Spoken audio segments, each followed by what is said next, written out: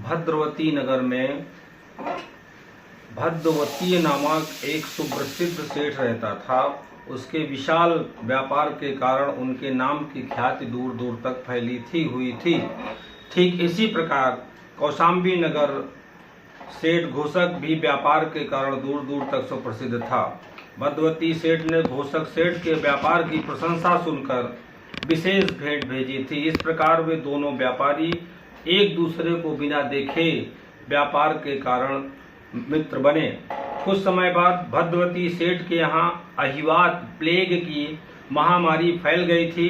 जब नगर में घर घर और परिवार के प्लेग के कारण मरने लगे, तब लोग नगर को छोड़कर भागने लगे। उन्हीं दिनों भद्रवती सेठ, उनकी पत्नी और पुत्री भी नगर छोड़कर घोषक सेठ की शरण पाने के लिए कौशाम्बी के मार्ग की तरफ चल पड़े। वे रात दिन तक पैदल चलकर भूख प्यास से तड़पते हुए कौशाम्बी नगर पहुंचे और एक धर्मशाला में जाकर ठहरे। थकान को दूर करने के लिए उन्होंने 1-2 दिन धर्मशाला में ठहरने के लिए निश्चय किया।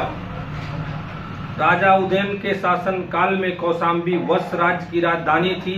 शहर के अंदर और बाहर की सड़कें अक्सर रथों, गाड़ियों, जानवरों और लोगों के कारवां से भरी रहती थी। यहीं से कौशाम्बी जाने वाला रास्ता लंबा, धूल युक्त तथा कष्टदायक था। इन सब के बीच दुख, पीड़ा और बीमारी से ग्रसित 3 अजनबी, जो कि अपना ठिकाना तलाश रहे थे, तबाह हो जाने के कारण कौशाम्बी में शरण लेने आए। वे भूखे प्यासे थके कदमों से निरंतर चलते हुए सिर छुपाने के लिए ठिकाना खोजते खोजते कौशाम्बी आ पहुंचे। वे तीनों अजनबी, एक आदमी, औरत और एक किशोरी थे। वह आदमी एक धनी व्यापारी था जिसका नाम भद्रवती था, परंतु अब वह सब कुछ खो चुका था। अंत में उन्होंने शरण लेने के लिए एक विश्राम गृह खोज ही लिया, जो धर्मशाला था, जिसमें कुछ दिन रह सके। अगले दिन सुबह वह उनकी लड़की स्वामावती अपने माता पिता के भोजन की तलाश में निकल पड़ी। वह एक ऐसे स्थान पहुंची जहां गरीब और अंधे लोगों को निःशुल्क भोजन दिया जाता था। वहां कुछ भोजन प्राप्त करने की आशा में गई। उस संस्था के प्रबंधक ने उससे पूछा कि उसे कितने भाग भोजन चाहिए, मतलब कितने लोगों के लिए उसे भोजन चाहिए। लड़की ने 3 भाग के लिए आग्रह किया और वह भोजन प्राप्त कर शीघ्र ही अपने माता पिता के पास गई। वे भोजन प्राप्त कर वह बहुत खुश हुए, परंतु पिता की बीमारी के कारण भोजन पचने में कठिनाई हुई, जिसके कारण उनका स्वास्थ्य और बिगड़ गया और सुबह तक सामावती के पिता की मृत्यु हो गई। लड़की और उसकी माँ व्याकुल हो उठे और फूट फूट कर रोने लगे। अगले दिन लड़की की माँ भोजन करने के लिए सहमत न थी, लेकिन लड़की के बार बार कहने पर वह मान गई। फिर वह उस दानशाले की ओर गई। प्रबंधक ने फिर पूछा, कितने लोगों के लिए भोजन चाहिए? सामावती ने उत्तर दिया, 2 लोगों के लिए। वह वापस आई 2 लोगों को भोजन लेकर के। दोनों में भोजन किया, लेकिन लंबे समय से उसकी माँ भी बीमार और कमजोर महसूस कर रही थी और अचानक रातों रात उसका स्वास्थ्य इतना बिगड़ गया कि वह सुबह का सूर्योदय न देख सकी और उसकी मृत्यु हो गई। लड़की अत्यंत व्याकुल हो रोने लगी। लड़की रोज की भांति आज भी भोजन के लिए दानशाले गई। सेवारत प्रबंधक ने फिर पूछा, कितने लोगों का भोजन चाहिए? लड़के ने उत्तर दिया, 1 लोगों का भोजन चाहिए। प्रबंधक ने लड़की की ओर देखा और कहा, लगता है आज तुम्हें अपने पेट की क्षमता का अनुमान हो गया। पहले तुम्हें 3 लोगों की भोजन की आवश्यकता थी, फिर 2 और आज सिर्फ 1। लड़की ने प्रबंधक को पूर्ण स्थिति समझाते हुए बताया कि किस प्रकार उसके माता पिता की मृत्यु हुई। प्रबंधक पूर्ण सिर से अवगत होने के बाद बहुत दुखी हुआ और अपनी क्रूर टिप्पणी के लिए बहुत शर्मिंदा भी। उसने कहा कि वह 2 बेटियों का पिता है, परंतु वे उम्र में उससे बहुत छोटी है, और उसने उसी वक्त उस लड़की को अपनी बड़ी बेटी के रूप में अपनाने का फैसला किया। लड़की प्रबंधक की बहुत आभारी हुई। उसने अपना नाम सामावती बताया।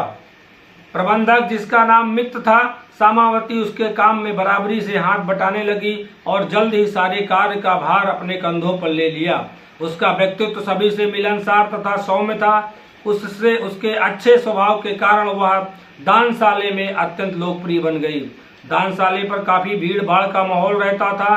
कभी कभी तो वह जगह लोगों के शोरगुल और भीड़ भाड़ से इतना भर जाती थी कि ऐसे समय में मित्र घबरा जाता था। वहाँ की व्यवस्था और शांति बनाए रखने के लिए उसे बहुत दौड़ भाग करनी पड़ती थी। इस पर सामावती ने मित्र को एक गलियारा बनाने का सुझाव दिया, जिससे कि लोगों को वहां आने जाने के लिए कठिनाई न हो और कार्य सुचारू रूप से चल सके। सामावती द्वारा दी गई सलाह रंग लाई और मित्र को सफलता मिली। अब ये दानशाला शांत और सुव्यवस्थित जगह थी, जो कि जल्द ही पड़ोसियों और उस जगह के मालिक शाही कोषाध्यक्ष घोषित के आकर्षण का केंद्र बन गई। घोषित वहां की नई व्यवस्था से बहुत प्रभावित और संतुष्ट हुआ। उसने मित्र से पूछा, ऐसा पहले क्यों नहीं किया गया? मित्र ने सामावती और उसके साथ घटित घटना के बारे में बताया।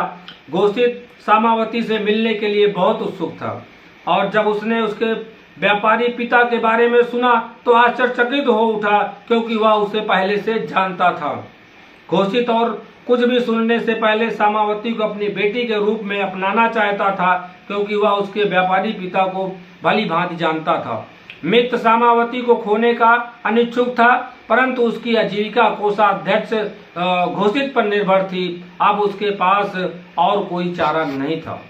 घोषित एक कौशाम्बी का शाही कोषाध्यक्ष होने के साथ साथ एक अमीर व्यापारी भी था। उसने सामावती को सभी सुख सुविधाओं के साथ 500 सेविकाएं भी दी।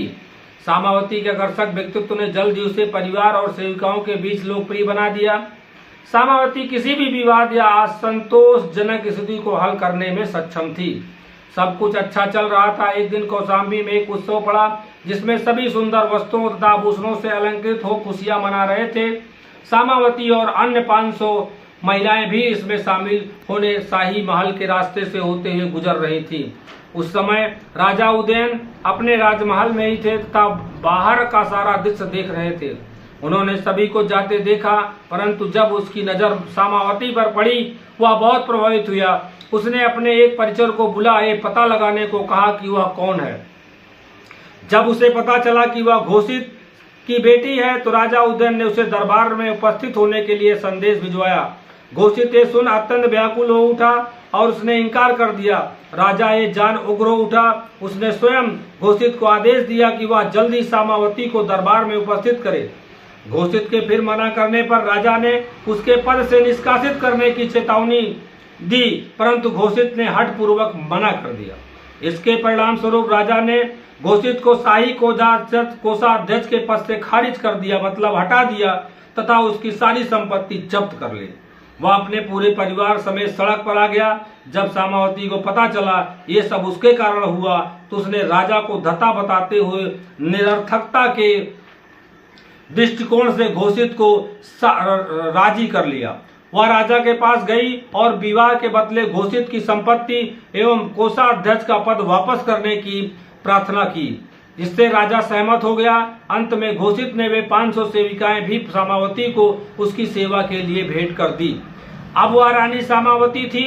राजा उदयन उससे अत्यंत प्रसन्न था। माँ गंधिया राजा उदयन की पहली पत्नी थी, जिससे कि उसने उसकी सुंदरता देखकर विवाह किया था। लेकिन ऐसा लगता है कि उसमें गंभीर मामले में राजा को सलाह एवं सांत्वना देने का अभाव था। पर जब उसने सामावती को देखा तो अवश्य उसके गुणों से प्रभावित हुआ, जिसकी उसे उसके जीवन में आवश्यकता रही होगी। उस समय राजा को एक से अधिक विवाह करने की स्वीकृत रिवाज था। माँ गंधिया को सामावती से कोई हानि महसूस न हुई, बल्कि वह सामावती के स्वभाव से बहुत प्रभावित हुई। उन दोनों महिलाओं ने प्रेम पूर्वक एक दूसरे को स्वीकार किया तथा आनंद पूर्वक राजा के साथ रहने लगी। धन्यवाद।